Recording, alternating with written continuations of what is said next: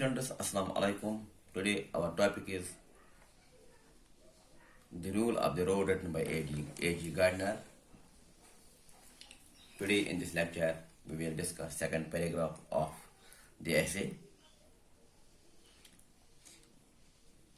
You already know that through this essay, the rule of the road, a.g.gardinar highlights the idea of liberty.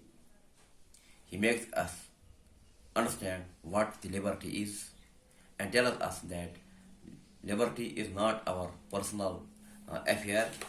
In fact, it is a social contact and it is the adjustment of social interests of the different individuals living in a particular community.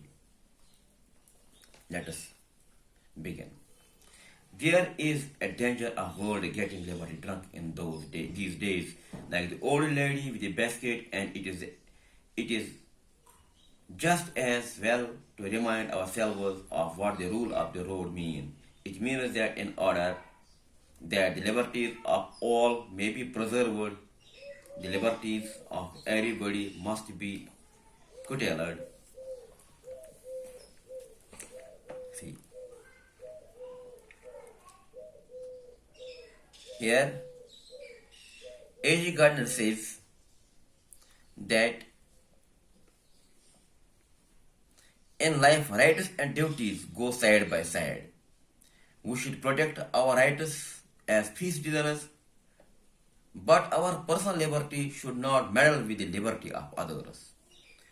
To enable others to enjoy liberty, we must willingly impose certain restrictions on our freedom. Otherwise, unlimited freedom will only lead to disaster, to disorder and disturbance.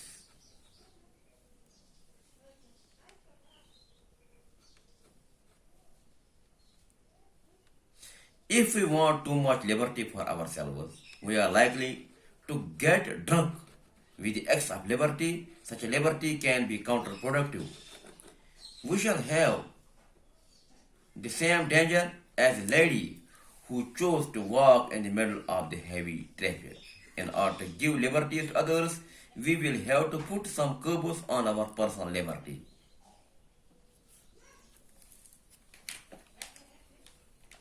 When the policeman, say at Piccadilly Circus, steps into the middle of the road and puts out his hand, he is symbol not of tyranny but of liberty.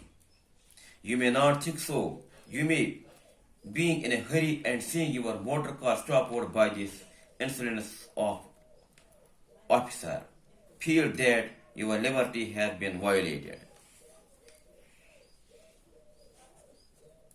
Here, a.g.gardinar says, suggested a principle of give and take in ordinary matters of daily life.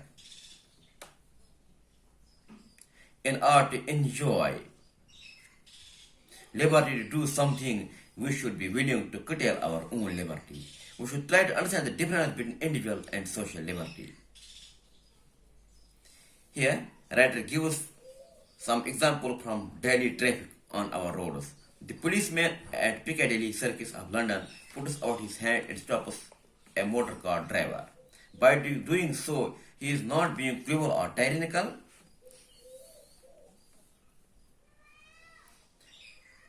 A motorist in a hurry may think that the policeman is delaying him by stopping him. He may think that his liberty has been violated.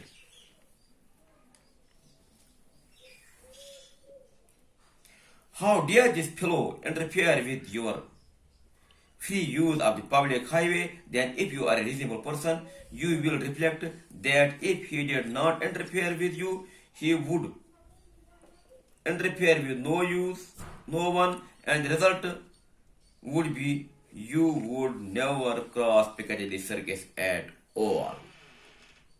The motorist may think that the policeman is interfering with his right of the free use of the public highway. But if the motorist is a reasonable person, he will think that if the policeman does not interfere with him, he will not be able to interfere with anyone. The result of this would be that no one would be able to cross Piccadilly Circuit.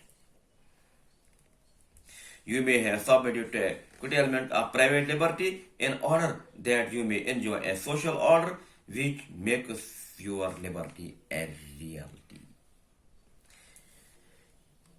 He has to put a check on his means here the motorist, the cab driver has to put a check on his individual liberty in order to enjoy social liberty.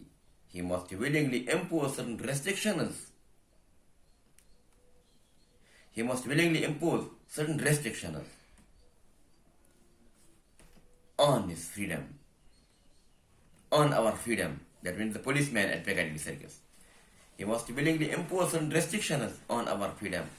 Otherwise, unlimited freedom will only lead to disaster.